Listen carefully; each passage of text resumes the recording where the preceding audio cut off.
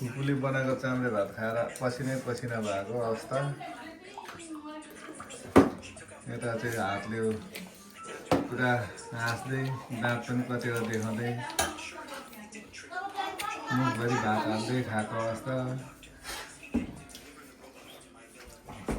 कुखुराको पखेटा, आलुदम, सुकुटी, फिलुङ्गेको अचार, टमाटरको अचार।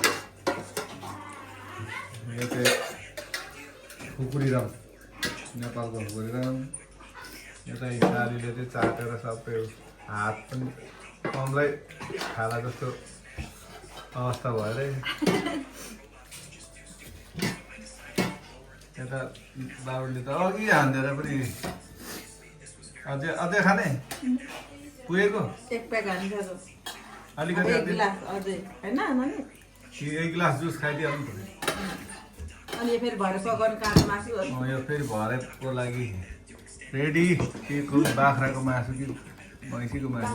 खसी हौ खसीको मासु, टमाटरको अचार। ल म उठेँ अगाएर अब चाहिँ सबै जाँदै गरेको अवस्था।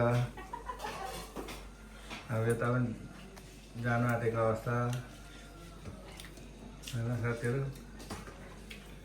अनि के छ त अहिले अब खाइसके कस्तो छ कस्तो के लाग्यो? एक दुई शब्द भनिदियो बाबु। पहिला मैमा भनिदियो कस्तो मिठो छ।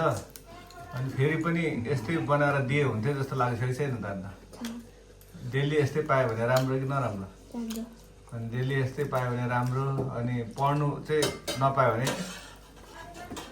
चाहिँ कस्तो? झन् राम्रो कि पढ्नु राम्रो? मोबाइल खेलाउनु पाए राम्रो होइन? तिमीहरूलाई चाहिँ के अरे पिकको जुत्ता पाए राम्रो। अनि बास्केटबल डेली खेल्नु पाए राम्रो कि नराम्रो? पढ्नु पनि पढ्नु चाहिँ टाइममा मात्रै, फ्री भएको बेला, छुट्टी भएको बेला मात्रै पढ। तँलाई चाहिँ भनिदिहाल कस्तो?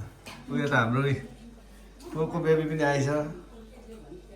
भात खाइस् चाहिँ आइज टस गर्दै खोइ ए छिटो टस माथि अप। कसलाई हेरेको? कोही छैन।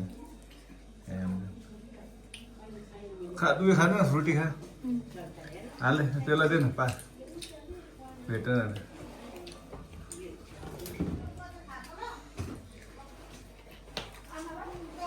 कस्तो छ फ्रुटी? दामी चिसो छ नि? तातो? ल आजलाई चाहिँ यति नै साथी हो। फेरि अब दोबारा अर्को बन्यो भने फेरि हालिदिन्छु। तपाईँहरूले एकदम दामीसँग कमेन्ट गर्नु होला। अनि नेक्स्ट भ्लगमा चाहिँ भेट हुन ल साथी। अलिक भन्नु आउँदैन कि मलाई? भन्ने आएपछि फेरि ओभर भनिदिन्छ नि। फेरि बोल्नु आएपछि चाहिँ अहिले चाहिँ स्टार्टिङ हो। जान्ने भएपछि त फेरि यस्तो भनिदिन्छु। मेरो भाइको छोरीले एकदम पखेटा हो कि विङ्स हो कि अरे हड्डी पनि भयो। यो खालको पाउँदै गरेको अवस्था।